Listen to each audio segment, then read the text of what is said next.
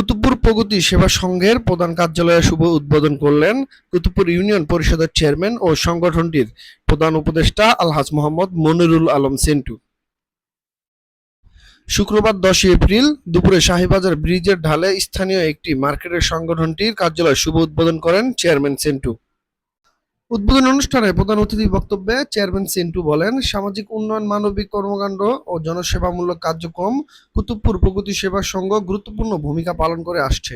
প্রগতি সেবা সংঘের আহ, যাত্রা শুরু হয়েছিল 2012 সালে।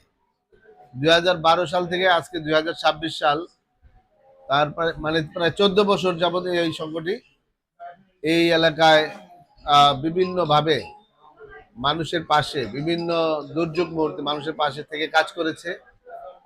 আমি এই এলাকার চেয়ারম্যান হিসেবে আমি সবসময় তাদেরকে পাশে পেয়েছি এবং যত ভালো কাজ আছে, যত মানে উন্নয়নমূলক কাজ এবং সমাজ মাদক বিরোধী কাজ, সন্ত্রাস বিরোধী কাজ, বিভিন্ন কাজে তারা অংশগ্রহণ করেছে বিভিন্ন সময়ে।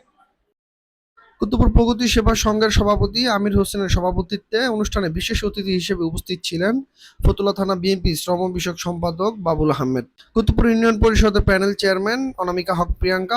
এছাড়াও উপস্থিত ছিলেন এলাকার গণ্যমান্য ব্যক্তিবর্গ ও বিভিন্ন সামাজিক সংগঠনের নেতৃবৃন্দ। অনুষ্ঠান শেষে সংগঠনের সার্বিক সফলতা কামনায় দোয়া অনুষ্ঠিত হয়।